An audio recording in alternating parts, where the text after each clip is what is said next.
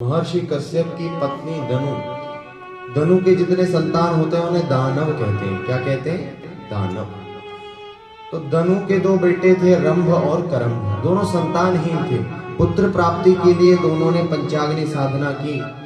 देवताओं को भय हुआ तो देवराज इंद्र ग्राह का रूप बना करके आए और करम्भ का वध कर दिया। करम्भ मर गया। रंभ अपने भाई करम्भ से बड़ा प्रेम करता था।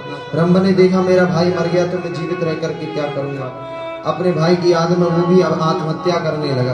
अपने केश पकड़ लिए, बालों को खींच करके एक तलवार से अपना गला काटने जा रहा था। अग्नि देवता ने देखा ये दैत्य आत्महत्या करने जा रहा है। अग्नि देवता प्रकट हो गए। अग्नि देवता ने कहा, अरे मूर्ख दैत्य, आत्महत्या बहुत बड़ा पाप होता है, क्यों मर रहे हो? अग्नि देवता ने कहा, ठीक है, आप मुझे कोई वरदान दोगे तो मैं नहीं मरूंगा। अग्नि देवता ने कहा, तुम्हें क्या चाहिए? रंभ ने कहा कि मुझे ऐसे पुत्र की प्राप्ति हो जो इस पूरी त्रिलोकी में देवता दैत्य दानव सबसे अजय हो जाए, वो किसी से भी परास्त ना हो, ऐसा पुत्र मुझे चाहिए।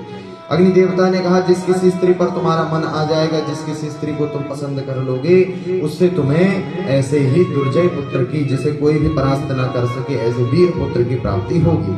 अग्नि देवता अंतर्ध्यान हो गए और रंभ दानव था, उसका मन आ गया एक महिषी पर। एक महिषी भैंसी से उसे प्रेम हो गया, उसको अपनी पत्नी बना लिया। अब वो भैंसी उसके बच्चे की मां बनने वाली थी। दोनों पाताल लोक में रहते थे। एक दिन एक महिष उस महिषी पर, एक भैंसा उस भैंसी पर मोहित हो गया। भैंसा भैंसी के पास जाने लगा तो रंभ को बड़ा बुरा लगा और रंभ महिष से युद्ध करने लगा। और लेकिन उस महिष ने, वो भी शक्तिशाली था, उस महिष ने रंभ का वध कर दिया। रंभ दैत्य मारा गया तो महिषी अपने प्राणों की रक्षा के लिए यक्षों की शरण में गई। वो यक्ष भी रंभ के मित्र थे, इसलिए यक्षों ने मिलकर के उस महिष को मार दिया, वध कर दिया उस भैंसे का। अब उसके पति को जब जलाया जाने लगा, उसका शरीर जब चिता में रखा गया, उसको जब अग्नि दी गई तो वो महिषी भी उससे रहा नहीं गया। अपने प्रिय पति को जलता हुआ देख करके वो भी उस अग्नि में प्रवेश करने लगी। और जो ही बच्चे को लेकर के, उसके गर्भ में बालक था, वो अग्नि में प्रविष्ट हुई तो उस अग्नि से एक बड़ा भयंकर राक्षस प्रकट हुआ, दानव प्रकट हुआ। वो भैंसे के आकार का था, इसी का नाम हुआ महिषासुर। महिषासुर दैत्य बड़ा पराक्रमी था। और जो रंभ दैत्य था, उसका पिताजी, वो रंभ दैत्य दानव दूसरा शरीर ग्रहण करके उसी अग्नि से प्रकट हुआ और उसका नाम हुआ रक्तबीज। रक्तबीज और महिषासुर, दोनों ये भयंकर दैत्य उस अग्नि से प्रकट हुए। पूज्य प्रेम नारायणाचार्य जी महाराज के ऐसे ही दिव्य प्रवचनों का आनंद लेते रहने के लिए चैनल को सब्सक्राइब करें।